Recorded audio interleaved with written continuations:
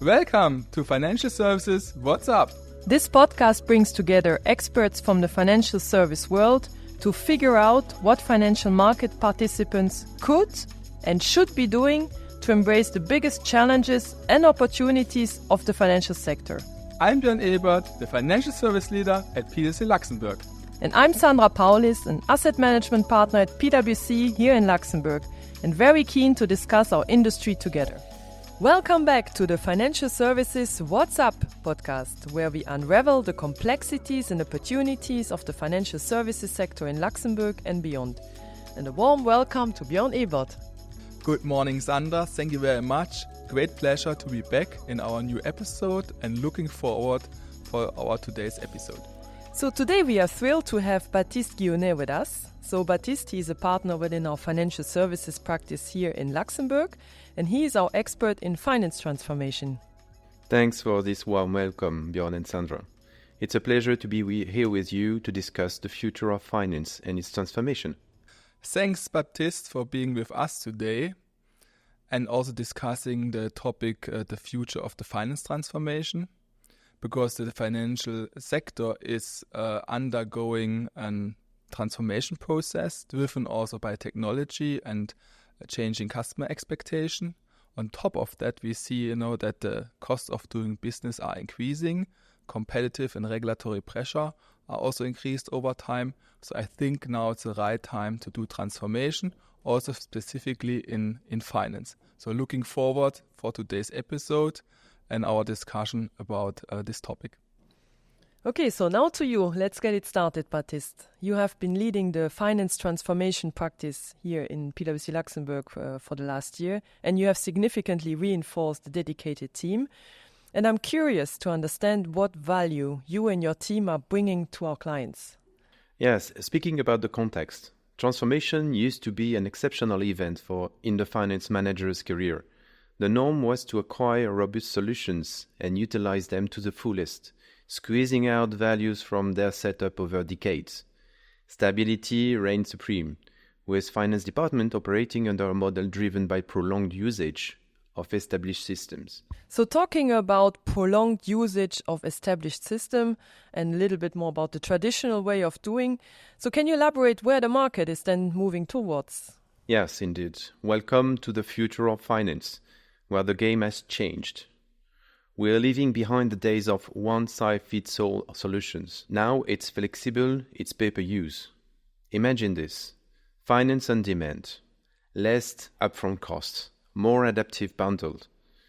Instead, you rent what you need when you need it.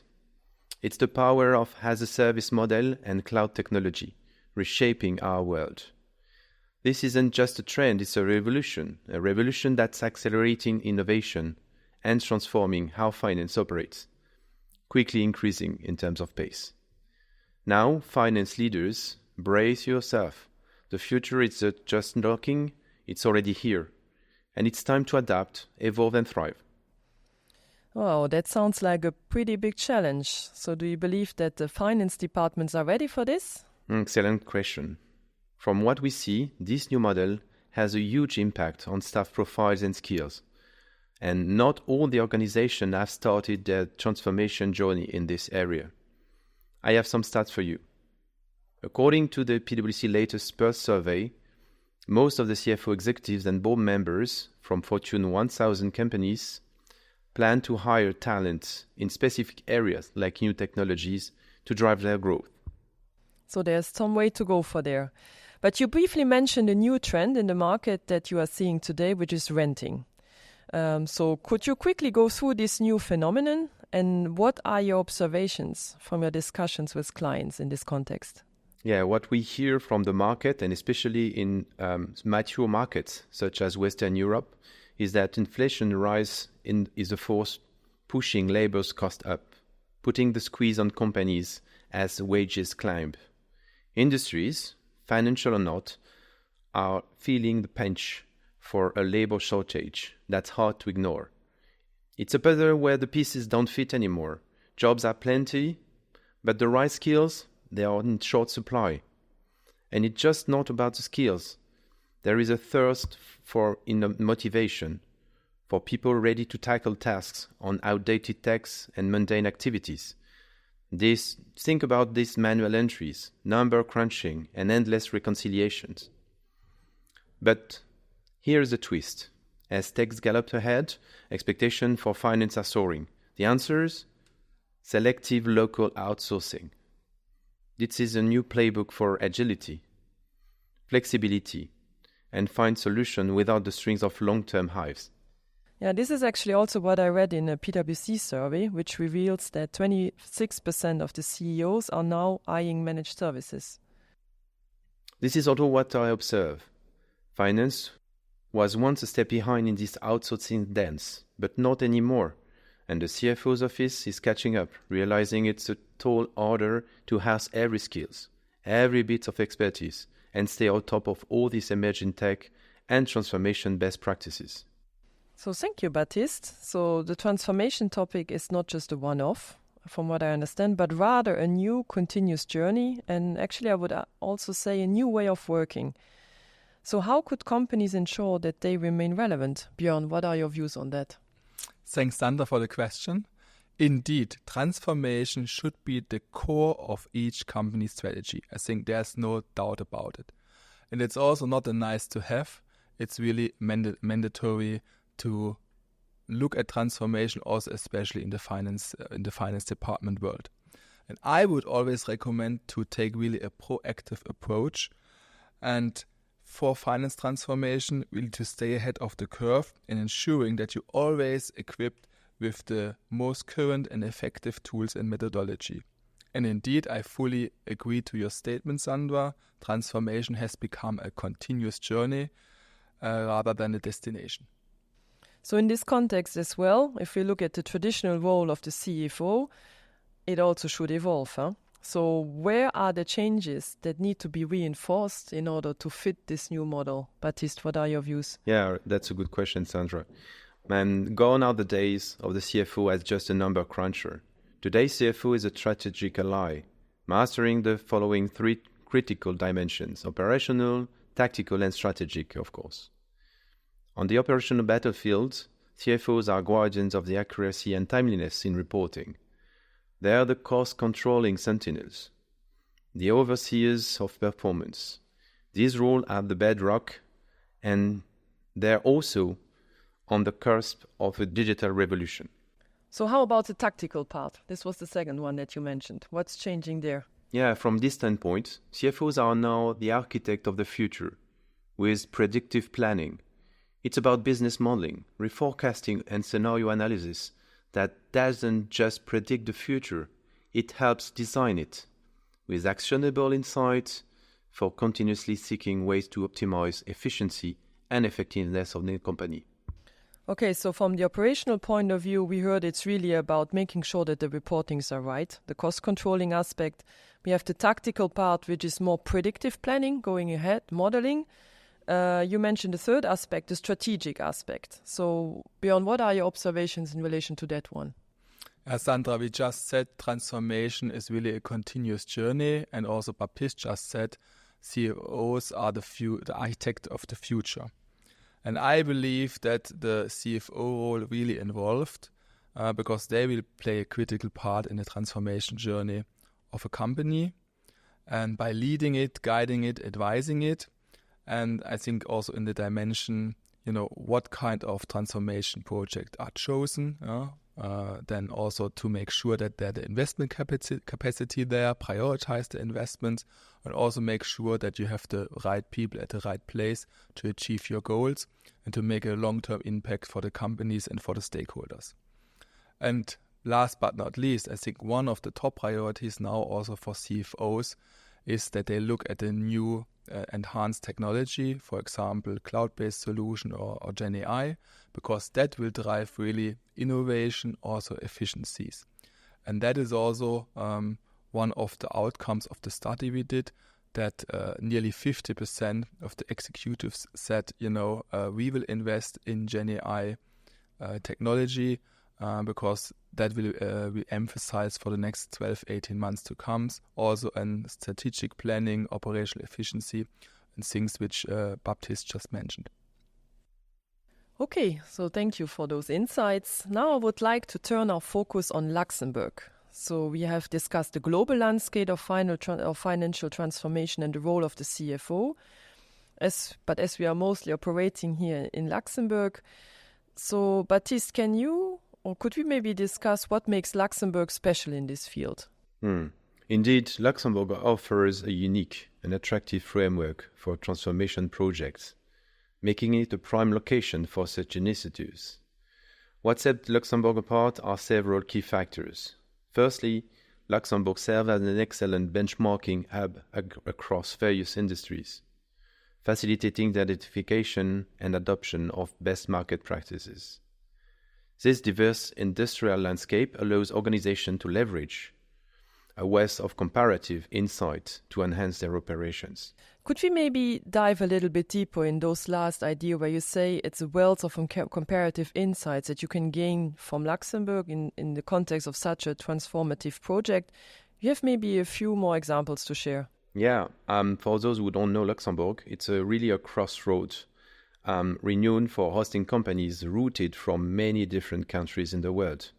Today, more than 170 different nationalities coexist in Luxembourg. Over 47% of the population is foreign, with almost half of the workforce being commuters from France, Belgium, and Germany. Additionally, as you know, Luxembourg's tax and political environment robustly support economic players undertaking significant and critical digital transformation. For instance, the new investment tax credit serves as a potential and powerful incentive, encouraging the establishment of best-in-class architecture, digital solution, and preparing the future of finance. So what you're saying is basically Luxembourg is an excellent starting point for transformational project because of the cultural diversity and the skills diversity that we have here. You mentioned another interesting aspect, which is the investment tax credit here in Luxembourg, which is a new law to incentivize financial transformation. Sounds pretty interesting to start such a journey and, of course, to invest, but at a lower cost. So what is it about? Can you give a few more details, Björn? Yeah, sure, Sandra. I can give you some more details on that. So as you pointed out, the investment tax credit here in Luxembourg is really an initiative for, enhancing, embarking companies on their transformation journey. But it's not only digital, it's also the green transformation journey. And this tax credit allows the companies to add benefit of receiving a certain tax reduction up to 3 years. And the scope of the investment tax credit law is not really, it's a broad one.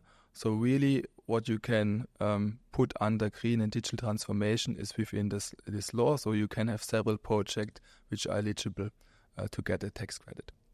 Okay, so what type of projects can you actually imagine that are under this new law, Baptiste? Yeah, beyond what Björn just said, the law defines the objectives such as promoting productivity, efficiency, additional added value for the shareholders, enhancing service delivery, business model, IT risk management, also supporting for sustainable practices, greenhouse effect reduction, and etc.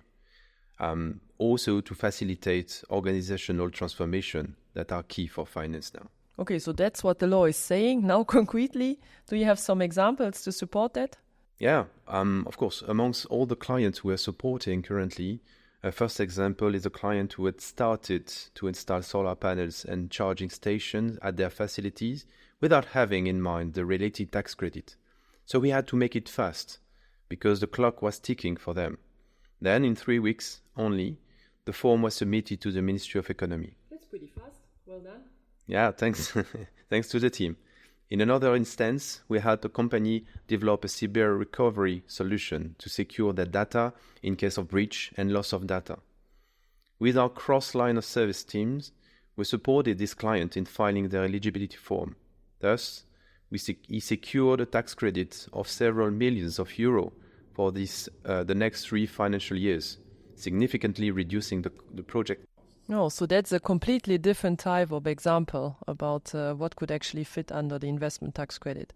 Yeah, you're right. And even beyond, We have also ongoing projects in other areas such as core financial transformation, extended planning analytics, where the AI-driven technology are a precious accelerator. This new tax incentive provides a compelling reason for CFO to lead added value digital transformation projects from Luxembourg, even in big international groups. Okay, so thanks for sharing those examples. Now, how does it work? And what type of costs can actually be deducted or taken into consideration for this new tax credit? Sure, Sandra. So I have some good news for you, because if you look at each project, all the expenses can be deducted or taken into account. So that means both capital expenses, so CapEx, and operational expenses like OpEx can really deduct it from the taxes.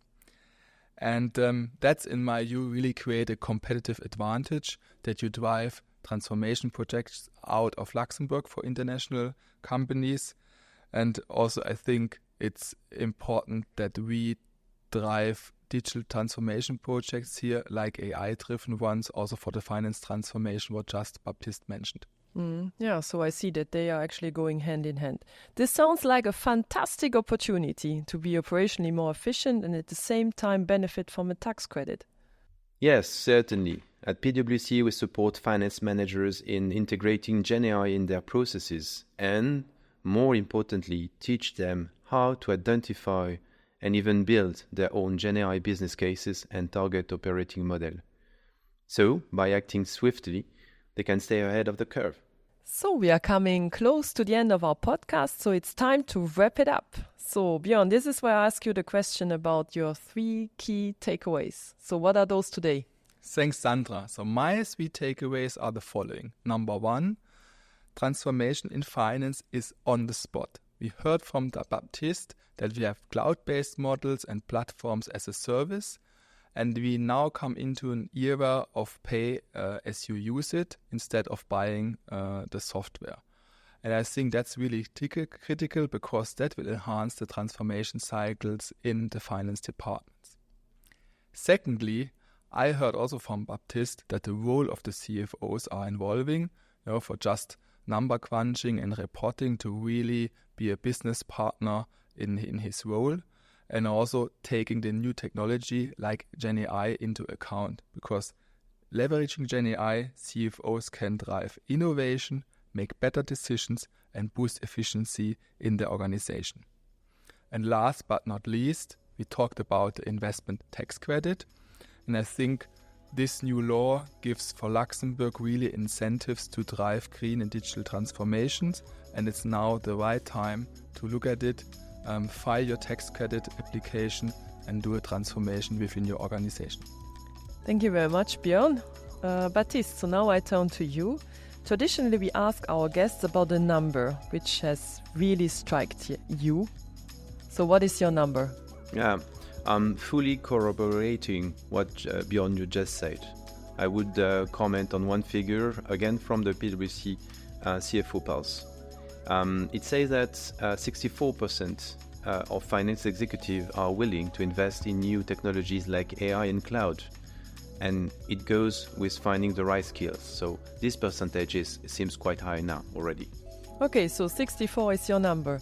Thank you very much for the two of you. It was a pleasure discussing with you and looking forward to the next one. Thanks, Sandra. Thank you, Sir Baptiste. It was really great pleasure, and see you next time. Thank you.